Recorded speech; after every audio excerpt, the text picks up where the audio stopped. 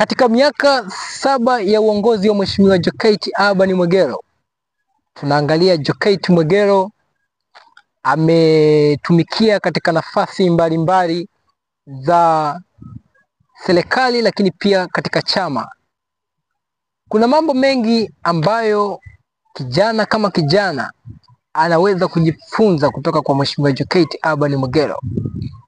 Mambo hayo ni kama uongozi bora, nidhamu iliyotukuka, lakini pia uweledi katika kufanya kazi. Jokate ni kiongozi ambaye ni jasiri na mchapakazi, kiongozi ambaye ana nidhamu ya hali ya juu, lakini pia ni kiongozi ambaye anafungua milango kwa vijana wengi nchini Tanzania.